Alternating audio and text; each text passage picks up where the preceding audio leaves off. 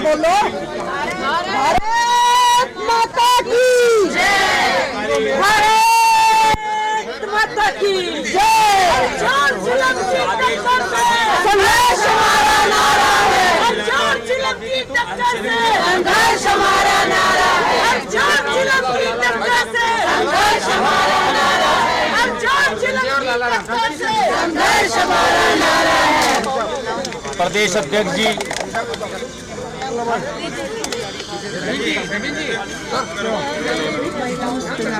हरदीपुरी जी, जयप्रकाश जी को जूस पिलाकर और ये योगेश जी को, सुमन डागर जी को, हमारे प्रदेश अध्यक्ष जी सभी को, कमलजीत शेरावत जी को, हरदीपुरी जी जूस दे रहे हैं। पिछले 13 दिन से हमारे तीनों महापौर व निगम के नेता दिल्ली के मुख्यमंत्री के घर के बाहर पिछले 13 दिन से धरने पे बैठे हैं और 3 दिन से भूख हड़ताल पे बैठे हैं, जिसमें कई हमारे महापौर, तीनों महापौर और उनके साथियों के साथ कई बार हॉस्पिटल भी जाना पड़ा, तबीयत खराब हुई, शुगर के पेशेंट भी हैं। आज इन सब के बीच में इस दमनकारी मुख्यमंत्री के खिलाफ दिल्ली की जनता जिसको पसंद नहीं करती, उसके बारे में आज हमारे प्रदेश अध्यक्ष श्री आदेश गुप्ता जी के साथ दिल्ली के केंद्रीय मंत्री श्री हरदीप पुरी जी और भारतीय जनता पार्टी की हमारी दिल्ली की प्रभारी बहन डॉक्टर रत्ना गुर्जर जी यहाँ पर आए हैं। मैं पहले प्रदेश अध्यक्ष जी से पहले निवेदन करूंगा कि हरदीप पुरी जी इस जो दमनकारी आंदोलन चला इसके समापन में कुछ अपने शब्द कहें। हरदीप पुरी जी। देखिए, आज 13वां दिन है कि हमारे मेयर साहिबान और बाकी हमारे पार्टी के दिल्ली के जो कार्यकर्ता और नेता लोग हैं, इन्होंने ये संघर्ष किया और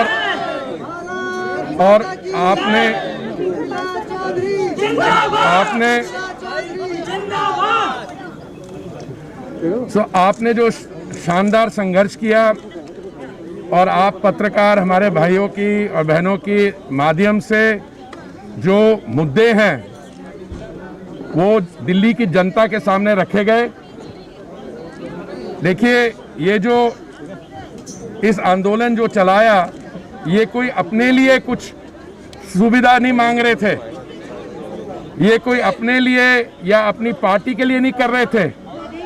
ये महामारी के दौरान आप सबको मालूम है कि सफाई कर्मचारी, कोविड वर्कर्स और भी जो हमारे भाई बहन हैं, उनको ये तनख्वाह नहीं दे पा रहे हैं और लोगों में उनकी मदद करने के बजाय जो कानूनी तरीके से 13,000 रुपए का 13,000 करोड़ का जो है, जो देना चाहिए था पैसा, उसको भी आगे नहीं दे रहे। कोई भी देश में कोई भी यूनियन टेरिटरी या स्टेट गवर्नमेंट, उनकी रिस्पॉन्सिबिलिटी होती है कि जो अपने सिटीजन्स हो, नागरिक हो, उनकी देखभाल करना। पर ये हमारे जो बहन भाई बैठे हुए हैं पिछले 13 दिन से, मुझे लगता है एक बार भी माननीय मुख्यमंत्री जी आके उन्होंने इनका हाल तक भी नहीं पूछा। तो ऐसा है कि 13 दिन के बाद ये हमारा आपने इनका जो मैसेज है लोगों तक पहुंचाया और ये जो आंदोलन है ये जारी रहेगा और हम और तरीकों से भी इसको दिल्ली की जनता के सामने रखते आएंगे। और मैं ये उम्मीद रखता हूँ कि माननीय मुख्यमंत्री जी अभी भी there can be a change of heart, शायद उनको समझ आ जाए और वो समझ लें कितनी ये गंभीर स्थिति है और उनका जो कर्तव्य बनता है उसको आगे रखें और ये दिल्ली के जो नागरिक हैं उनकी जो प्रॉब्लम्स हैं उनकी सल्यूशन ढूंढें। बहुत बहुत धन्यवाद। आज 13वां दिन है और हमारे निगम के नेता जो दिल्ली की जनता के हक की लड़ाई लड़ रहे थे, दिल्ली के निगम के सफाई कर्मी, डॉक्टर्स, नर्सेज और शिक्षकों की तनख्वाह की लड़ाई लड़ रहे थे और दिल्ली में बेहतर नागरिक सुविधाओं की लड़ाई के लिए काम करने के लिए निगम को जो दिल्ली सरकार पैसा नहीं दे रही थी उसके लिए लड़ाई लड़ रहे थे। हमारा ये आंदोलन जारी रहेगा। हम ये आंदोलन जनता के बीच ले जाएंगे और जनता, आज ये दिल्ली की जनता ये समझ चुकी है कि दिल्ली के मुख्यमंत्री जो अपने घर के दरवाजे के बाहर जो चुने हुए प्रतिनिधि बैठे हैं, जब उनकी बात सुनने के लिए उनके पास वक्त नहीं है तो दिल्ली की जनता तो बहुत दूर की बात है। और ये तरह तरह के झूठे झूठे प्रोपेगेंडा करने में माहिर हैं। वो पैसा विज्ञापन में, प्रचार में फूंक देते हैं, अपने होर्डिंग में और एफएम पर और अन्य माध्यमों से वो हजारों करोड़ रुपया वो विज्ञापन में दिल्ली की जनता की टैक्स की कमाई है जो उनको मिलती है, वो उनको मालिक बनकर उसमें बर्बाद कर देते हैं। और वो ये सब पैसा अगर वो निगम के सफाई कर्मियों को मिल जाता तो उनको सैलरी मिल जाती, उनके घर का पालन पोषण हो जाता, उसकी उन्हें कोई चिंता नहीं है। और मैं मानता हूं कि हम ये लड़ाई, भारतीय जनता पार्टी ये लड़ाई ग्राउंड लेवल तक ले जाएंगे, वार्ड लेवल तक ले जाएंगे, बूथ लेवल तक ले जाएंगे और घर घर जाकर ये बताएंगे कि दिल्ली के मुख्यमंत्री, दिल्ली की जनता की उनको कोई चिंता नहीं। उन्होंने कोरोना टाइम में भी पीठ दिखाई थी, प्रदूषण पे भी कोई काम नहीं किया है और जल बोर्ड भी काम नहीं कर रहा है। ये सारी बातें, सारी समस्याओं के बारे में हम दिल्ली की जनता को अवगत कराएंगे और ये आंदोलन हमारा जारी रहेगा। बहुत बहुत धन्यवाद।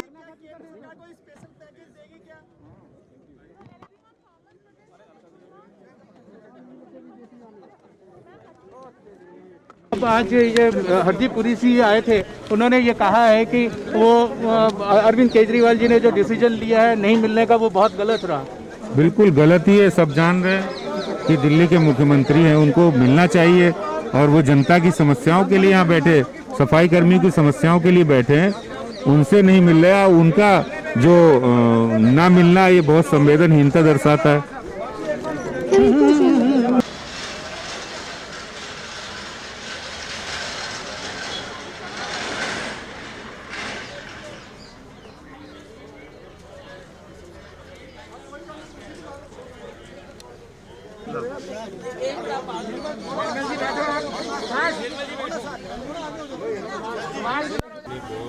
बहुत चिंता ये हो रही थी कि इतने सर्दी, लेकिन बहुत डॉक्टर साहब इनकी पल्स बहुत हाई हुई है, तो इनको एम्बुलेंस से भिजवा दीजिए। हिंदूराव जाओ, योगेश जी जरा हिंदूराव बोलो, अवतार जी को बोलो, आप मोहन जी जाओ, बोलो हमारे डिप्टी मेयर आ रहे हैं ईस्ट के उधर। कोई नहीं, मैं वहीं चली जाती हूँ। आप जाओ बहन जी इनके साथ। डिस्चार्ज भी बनवाने हैं अभी, तो मैं साथ ही चली जाती हूँ। मैडम, आप कल हॉस्पिटलाइज हो गई, बहुत दुख की बात है कि आप इतने दिनों से यहाँ थे और जब से आमरण अनशन किया है, कल बहुत तबीयत आपकी थोड़ी बिगड़ गई थी। जी, हम लोग आज 13वां दिन है, 13 दिन हो चुके हैं और 11 दिन के बाद 12वां दिन से हम लोग अनशन पे थे।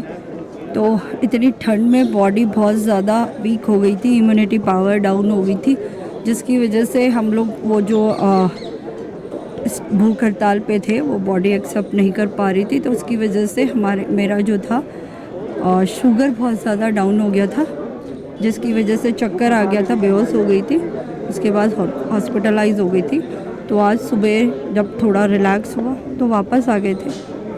मैडम, ये अभी मैं डॉक्टर साहब से भी बात कर रहा था, डॉक्टर अनिल जी से, तो वो भी कह रहे थे कि इतने सारे एलिमेंट्स के नीचे, आसमान खुले आसमान के नीचे, तो लेकिन जो आपने मैसेज लिया था वो उसकी बुलंदी शायद आप अभी भी आपके पास वो बरकरार है। मैं देख रहा था जब हरदीप पुरी जी आए तो आपने उनसे बातचीत भी की। जी देखिए, हम लोग जिस मकसद के लिए यहाँ पे बैठे थे, दिल्ली की जनता को बताना था मुख्यमंत्री की असलियत, जो होर्डिंग बाजी, पोस्टर बाजी से वो जनता को बेवकूफ़ बना रहे थे। और एमसीडी का जो 13,000 करोड़ 7 साल के अंदर उन्होंने पेंडिंग रखा हुआ था, बार बार बोलने के बाद भी हमारे तीनों मेयर से उनकी कई बार मीटिंग हुई थी, 3 मेयर चेंज हो चुके, तीनों मेयर बार बार उनसे मीटिंग करी, बार बार एमसीडी का जो पेंडिंग था उसको मांगा, उन्होंने आश्वासन भी दिया। लेकिन लास्ट में जब उनके झूठे आश्वासनों से हम लोग परेशान हो गए, तब हमने यहाँ पे, हम तो उस दिन भी यहाँ पे धरना देने के मकसद से नहीं आए थे, हम लोग उनसे मिलने आए थे। लेकिन वो हमारे सामने से निकल गए। बार बार हमारी आवाज़ देने के बाद भी जब उन्होंने हमसे बात नहीं करी, तब हम लोगों को लगा अब हम घर नहीं जाएंगे, यहीं पे बैठेंगे। ऐसे झूठे मुख्यमंत्री को औकात जनता तक पहुंचानी बहुत ज़रूरी थी, इसलिए हमने ये अपने 2 लाख कर्मचारी और 50,000 जो पेंशनर हमारे एमसीडी के जो पेंशन जिनको मिलती थी और अब वो 6 महीने से पेंशन नहीं मिल रही है, वो लोग बहुत ज़्यादा परेशान हैं। उनके लिए हम लोगों ने जितना भी ये 13 दिन कष्ट सहा है और जितनी भी तकलीफ़ सही है उन लोगों के लिए सही है, क्योंकि जो 13,000 करोड़ रुपए अभी एमसीडी को आता वो हमारे किसी भी पार्षद के अकाउंट में नहीं जाता। वो मैं ये जानता हूँ मैडम, पार्षद को तो तनख्वाह भी नहीं मिलती, सच बात तो ये है। और लेकिन जो आपने यहाँ के लोगों के लिए या आप दिल्ली के लोगों के लिए जो आपने जो एक बीड़ा उठाया था, उसका मैं आपको ज़्यादा देर रोकूंगा नहीं। आप अंत में बताएं, ये केजरीवाल जी का घर है, ये मैं देख रहा हूँ पीछे, वो दरवाजे के पीछे उनका घर है, आप उनको क्या कहेंगे? यहाँ से आवाज़ उनको क्या मिलनी चाहिए? उनका घर है, उनकी, मैं एक महिला होने के नाते उनकी पत्नी के लिए भी एक मैसेज दूंगी। राजनीति के अलावा एक इंसानियत जैसा धर्म होता है, वो आप दोनों ही हस्बैंड वाइफ खो चुके हो, क्योंकि इतनी रात को जब 3 बजे बारिश हुई थी, शायद राजनीति के बारे में ना सोचकर भी आप एक महिला होने के नाते जब 18 बहनें यहाँ पे बैठी थी, आपकी एक नैतिक जिम्मेवारी, एक शिष्टाचार के नाते ही अगर आप आ जाती तो शायद दिल्ली की जनता के दिलों में आपके लिए थोड़ी बहुत इज्जत बरकरार रहती। लेकिन जो आप दोनों ने ही काम किया है, आपके दरवाजे के बाहर बैठे थे। कहते हैं ना, जब दुश्मन भी किसी के दरवाजे पे जाता है तो इंसान, हमारे हिंदू संस्कृति में एक सभ्यता है, संस्कार है हमारे, जिसके नाते हम उसका भी स्वागत करते हैं। लेकिन आपने सारे शिष्टाचार का हनन किया है, सारी दिल्ली का आप मालिक कहते हैं अपने आप को, और दिल्ली के जो प्रथम नागरिक थे उनकी आपने इस तरीके से 13 दिन तक इस तरीके से बेइज्जती करी है। मैं बेइज्जती कहूँगी पूरी तरीके से, जानबूझ के, उनको सब कुछ पता। उन्होंने दिल्ली की बेइज्जती कह रहे हैं आप, ये बहुत बड़ा सवाल लगा रहे हैं आप केजरीवाल जी पे कि उन्होंने दिल्ली की बेइज्जती की। आप लोगों की तो बेइज्जती ठीक है, जो आपकी की हो, जो आप सहन किए, इतना नीचे होकर के भी आपने उनके ज़मीन पर फर्श पे सो करके आप 13 दिन बिताए। जी, मैं बिल्कुल यही कहूँगी कि दिल्ली की जनता की बेइज्जती करिए, क्योंकि जो 2.5 करोड़ जनता ने, जिसने आपको चुना, उसी ने, जनता ने हम लोगों को भी चुना था। हम जनप्रतिनिधि थे, जनता का प्रतिनिधित्व कर रहे थे और दिल्ली के विकास का पैसा मांग रहे थे। एमसीडी के 2 लाख कर्मचारियों का पैसा मांगने के लिए आपके पास आए थे। लेकिन आपने जिस तरीके से हमारे साथ व्यवहार किया, सरासर दिल्ली की जनता की बेइज्जती करिए, एमसीडी के उन 2 लाख कर्मचारियों की बेइज्जती करिए जिन्होंने कोरोना काल में भी घर घर जाके अपनी सेवाएं दी और अपने जान की परवाह नहीं की। उन लोगों के साथ आपने अन्याय किया, उन लोगों की सरासर आपने बेइज्जती करी है। मैडम, मैं आपको रोकूंगा नहीं, आपको हॉस्पिटल जाना है, एम्बुलेंस है, नर्स भी यहाँ पे हैं। बहुत बहुत धन्यवाद, आपने हमसे बातें की और जो आपने हिम्मत जताया, ये शायद दिल्ली की ही हिम्मत है। Thank you so much.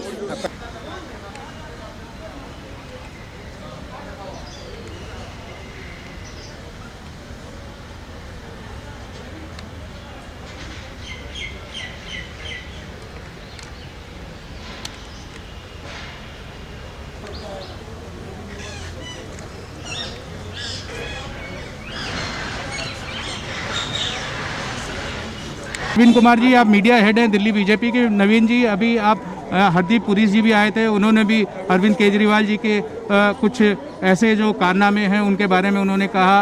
अब प्रदेश अध्यक्ष जी भी बोल रहे हैं। अब आपका ये शायद आज 13वां दिन था और 3 दिन से हड़ताल पे थे आपके मेयर्स और काउंसलर। सबके सब अरविंद केजरीवाल की 13वीं करके जा ही रहे ना साहब, तो इसीलिए तो हम कह रहे हैं अरविंद। आप उनकी सरकार के पे ये लांछन लगा रहे हैं कि उनके 13वीं हो रही है। लालछन तो उस पर लगाया जाए जो इस लायक हो, तो लालछन के लायक भी नहीं है।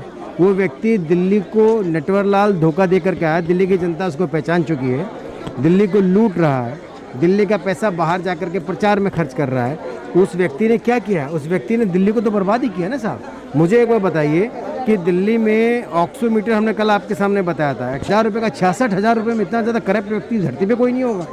केवल प्रचार करता है, लोगों को समझता है प्रचार करके लूट लेगा, नहीं होगा।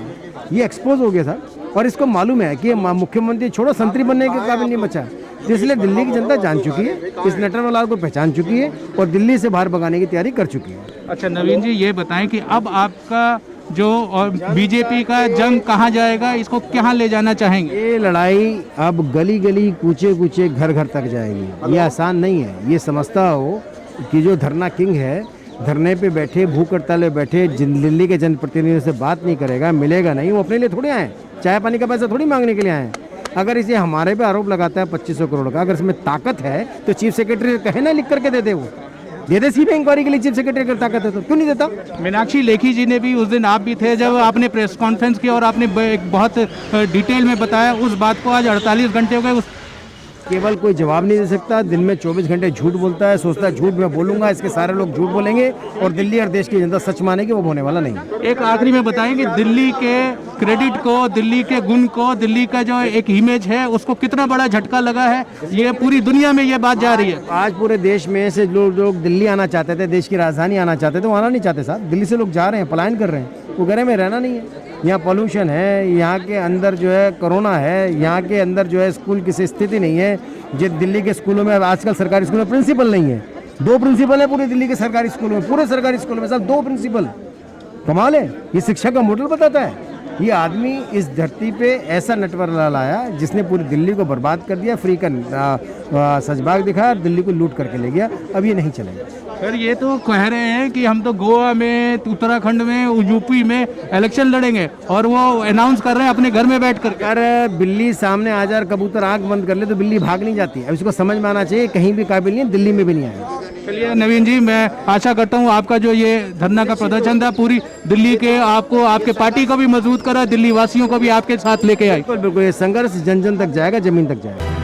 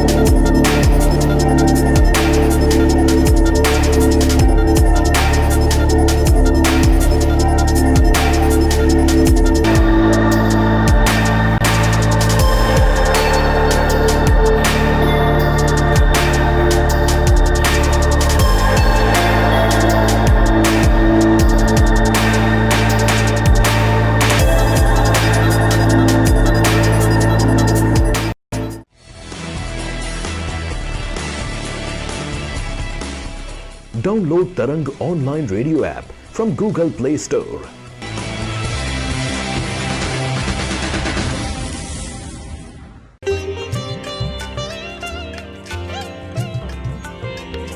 You are listening to Tarang Devotional Online Radio.